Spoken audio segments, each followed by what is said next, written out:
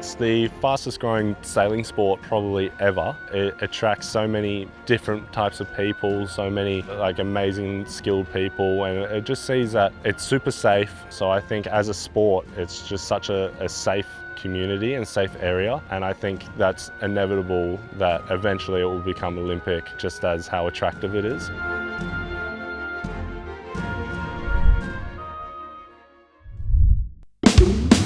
The first ever edition of the Formula Wing World Championships marks an important milestone in the progress of the fast developing sport of wingfoil racing. 93 riders from 22 nations have come to Cagliari in the south of Sardinia to take part in a piece of history. A warm northwesterly mistral was gusting offshore from Cagliari as the men and women launched out of their high-speed rabbit starts. In the women's competition, Madeleine Espanu won 3 out of the 4 heats. Even after a poor start in race 2, the 18-year-old from Italy managed to salvage a 5th place by the finish. The only other women's race winner was France's Vaina Picot, who won race 2 despite a crash at the start. In the men, last year's Wingfoil Racing World Cup champion Mathis Guillot started his campaign poorly, coming across the finish line in just 16th place. But the flying Frenchman pulled himself together for the next 3 heats. Even if he didn't win a race, Guillot did enough to take the early lead by the end of the first day. There were 4 different winners across 4 men's races, with Italy's Alessandro Tomasi and Francesco Capuzzo taking the first 2 wins, followed by France's Oscar Leclerc and a surprise winner of the final long distance race, Gray Morris from Australia. This was Morris's first time racing in wingfoil competition, although he's no stranger to winning at the highest level. Winner of an Olympic silver medal on the foiling windsurfer at the Paris 2024 Games, Morris says he's come to Cagliari for a holiday. 3rd place at the end of day 1 is not a bad start to his holiday. About 10 days ago I was doing the IQ Foil Under 23 Worlds in Portugal, which I found out about this event and decided to give it a shot, where I reached out and got some gear, and yeah, it's been amazing. We've had great weather, great wind, and I'm just enjoying the process of learning something new. So leading up to the Olympics, I was in a mindset of I'm going there to win a gold medal. So coming away with a silver medal, I was not quite satisfied, a little bit disappointed, but knew I was heading the right direction. Doing as many events as possible is the key for me. And so in my campaign, I try to do as much training leading into an event, and this is the end of my European season for the IQ Foil, which ended about a week ago. And then I decided I'd do a few more competitions in a bit more different environment, something that I'm not used to. I probably have high expectations, but I don't know how I'm going to go, and so it's quite a weird pressure being around the wing foiling environment. For me, it's good practice for my Olympic campaign because it's different racing. There's very high skill athletes here who are really good at racing, and it's pushing me in a different level than I've been pushed on the IQ.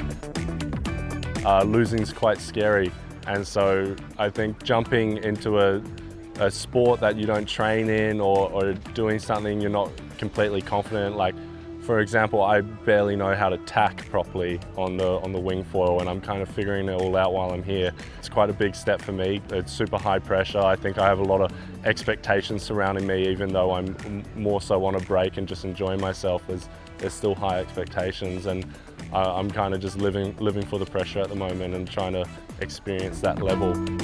Day 1 was a rabbit start on my very unnatural side, so I knew there was no way I was going to be able to hold a solid line or pump up against all these other guys who have been very experienced and super skillful. I just decided to take it easy on the start. My main goal was not to crash. That's always a fun one. I knew going into day 1 it was going to be super tough. Kind of left myself with no expectations. I just thought, have a bit of fun, do a bit of racing, and from the first race I'll see what is possible for me.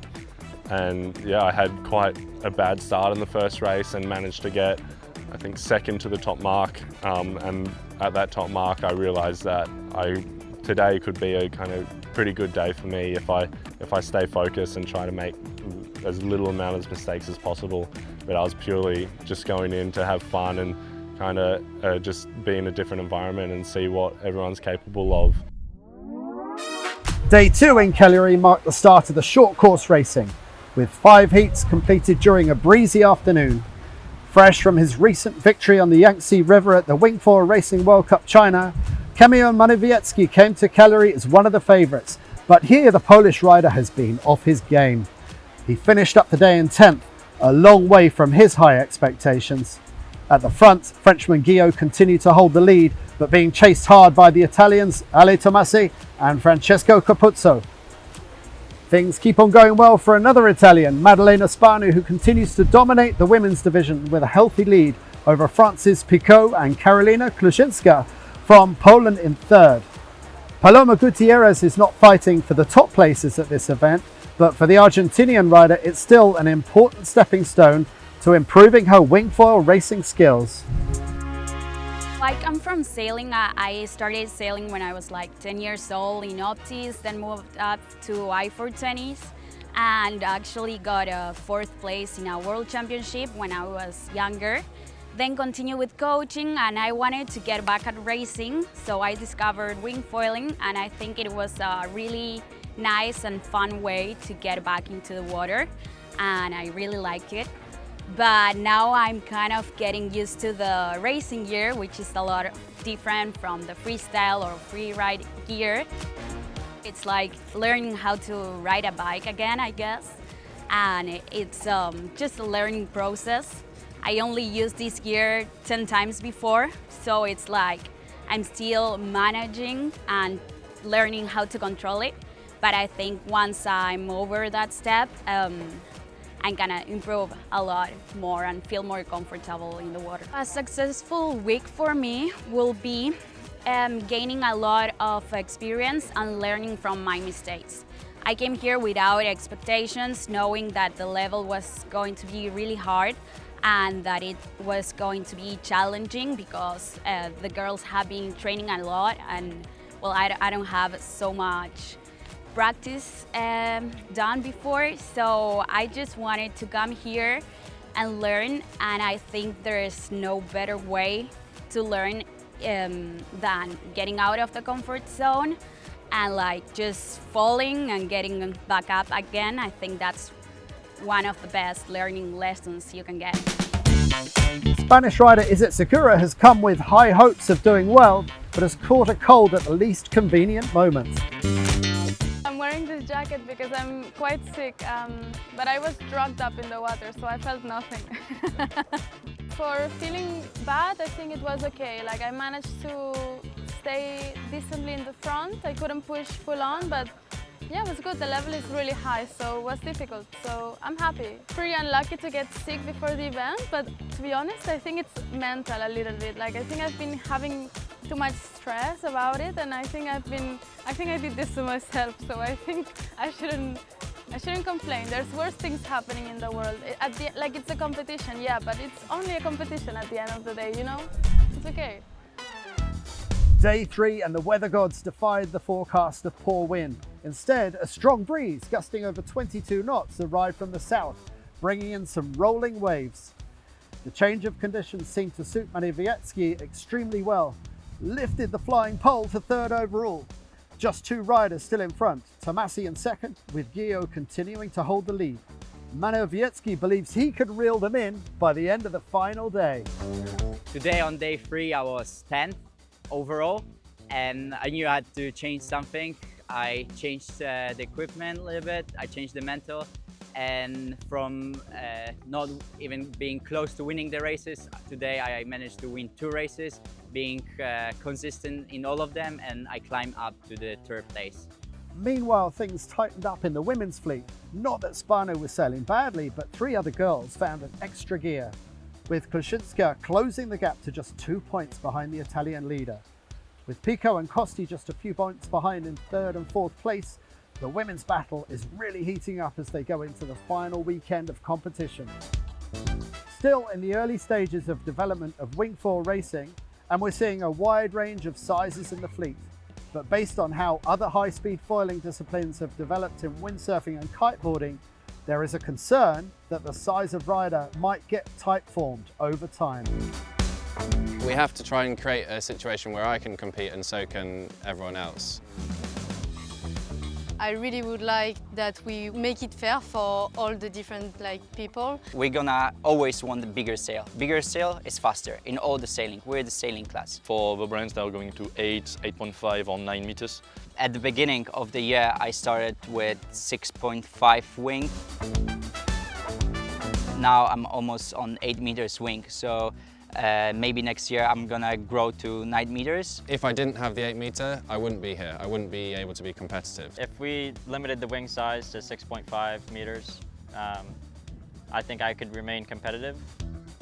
Well, for the open challenge, it's open challenge, so I don't think there should be any limit. And for Formula Wing, I do think there should be a limit. I think to keep the class in a positive environment, I think wing size should be the part that's limited. I can understand to limit the size of the wing because we have to look at the average people in the fleet.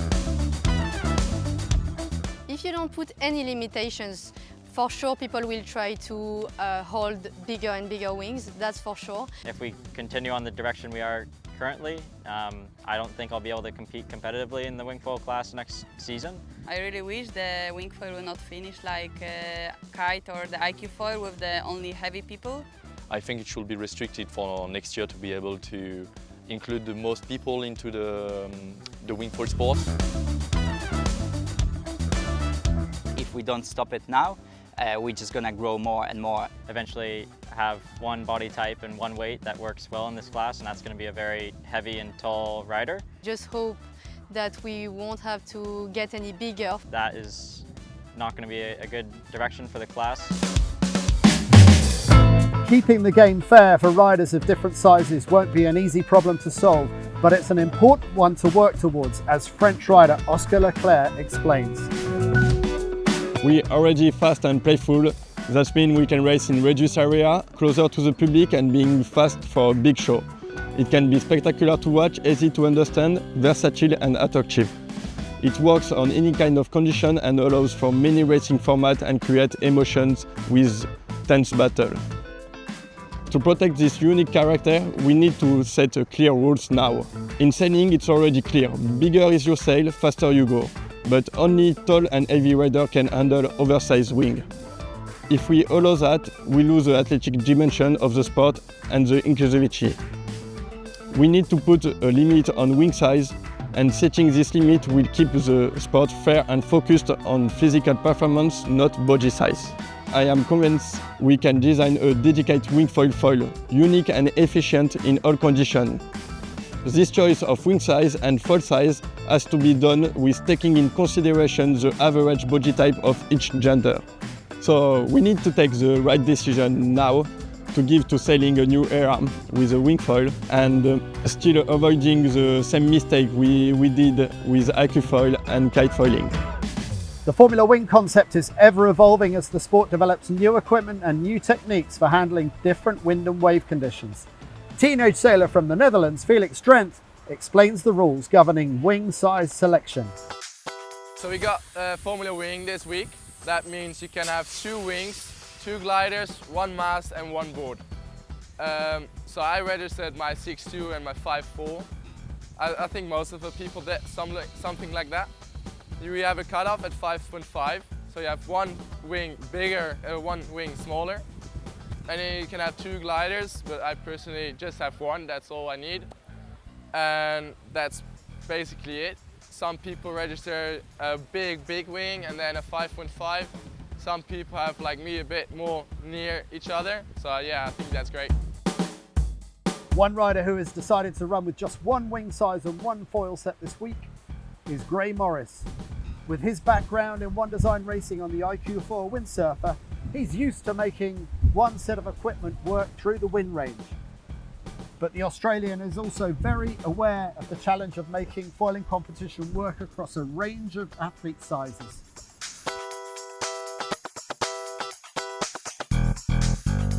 I'm about 193 centimeters tall, and I range from 95 to 105 kg.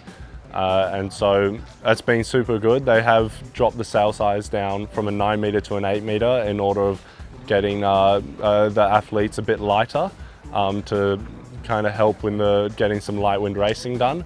And so a few things have changed. I'm still figuring out what the right weight is to be and kind of what the top riders need to be at. So it's all kind of learning for the next year probably, and just trying a bit of everything out and experiencing as much as possible. Obviously in light winds, you need to get up on foil. And so being a big rider makes that quite hard. Gear helps for that.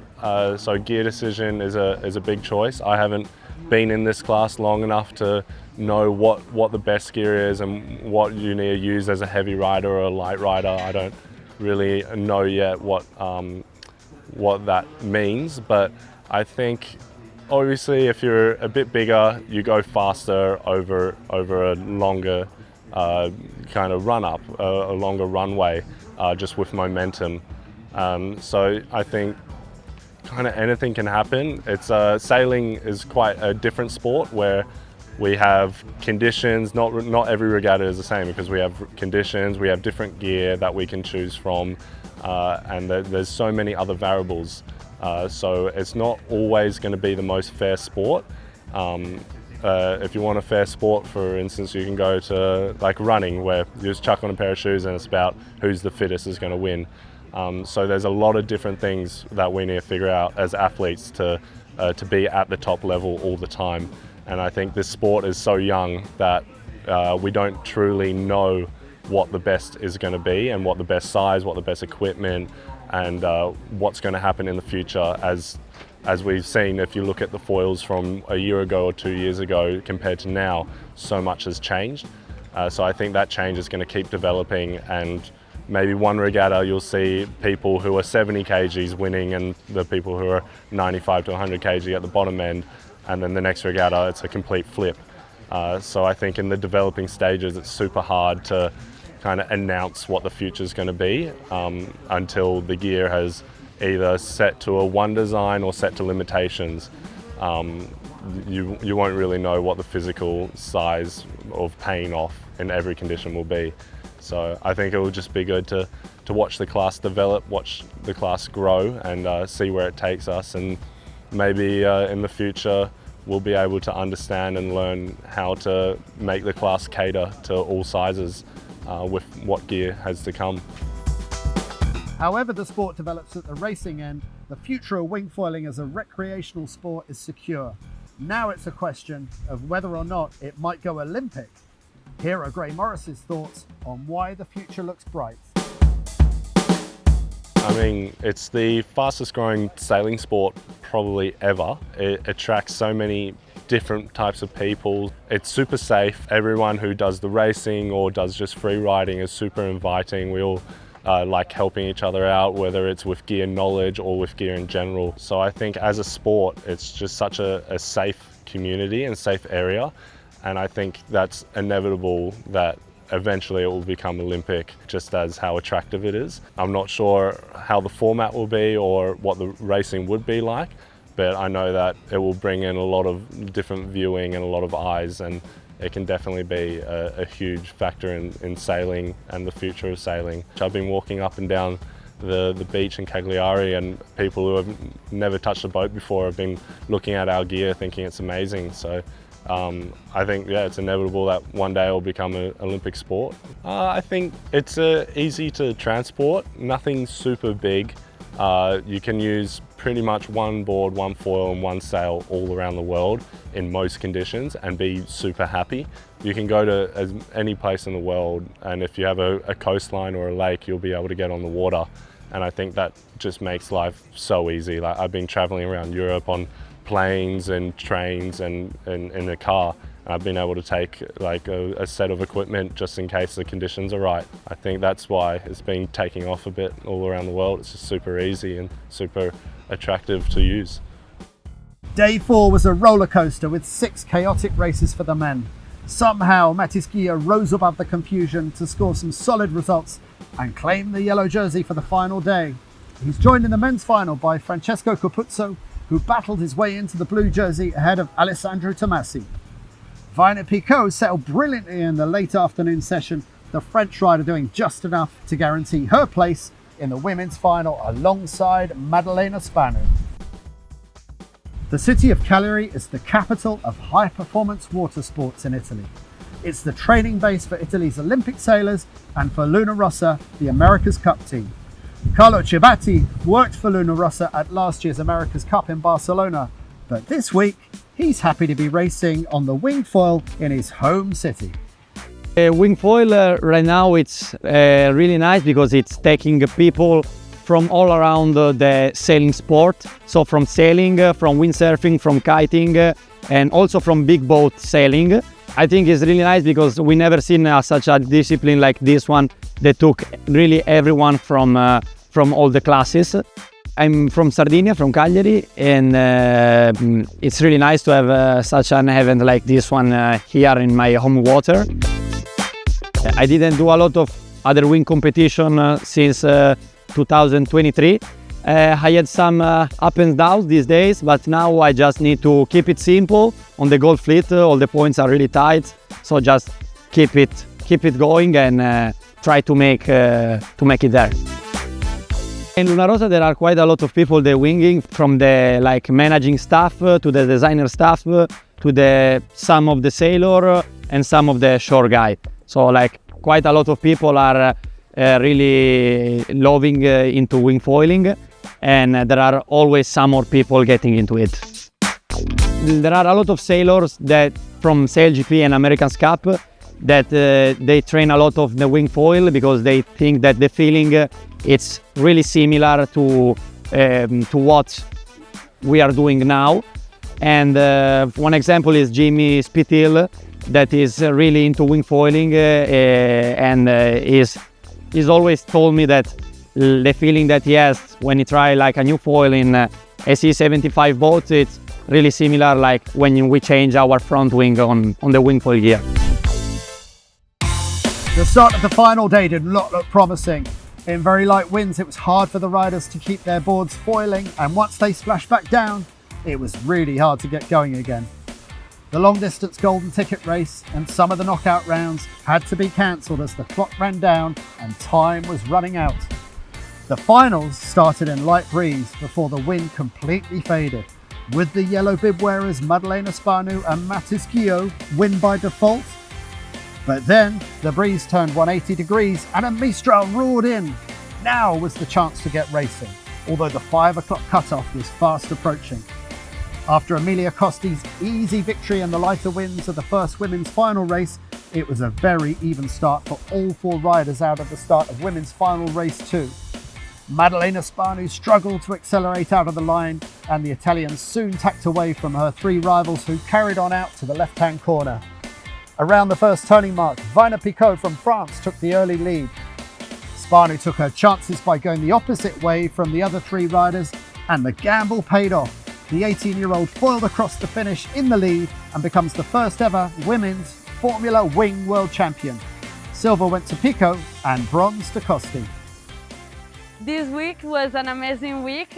We had a different type of wind. The provision was not really good in the forecast, but then we had a lot of wind, so I'm really happy. Yeah, the wind was a little bit tricky during the race, but was difficult to understand where I had to go, but I managed to understand, so I'm really proud of myself.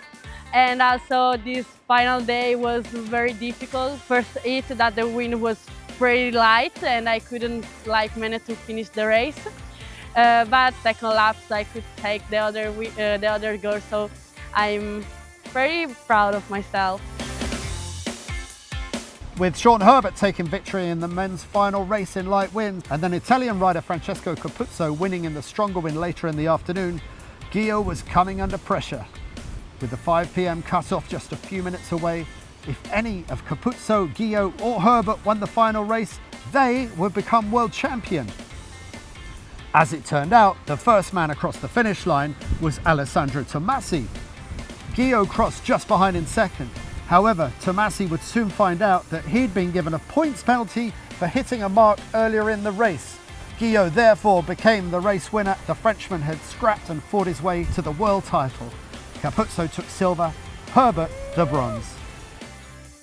It's amazing to win the first ever Formula Wing event, and was pushing all week long, and with the guys pushing as well on the back. It was just amazing to feel pushed and to go into my own limits. And yeah, I felt like today in the final series was a lot of emotions going on, but in the end I'm just so glad to take the win and to take home this gold medal, and yeah, to take as well the lead in the world ranking. Spano and Gil had started the day in yellow bibs, but their paths to the world title had been far from easy. They sailed hard, they kept their nerve under enormous pressure, and as first ever winners of a Formula Wing World Championships, Maddalena Spano and Mathis Gil have secured their place in the annals of wing foil racing.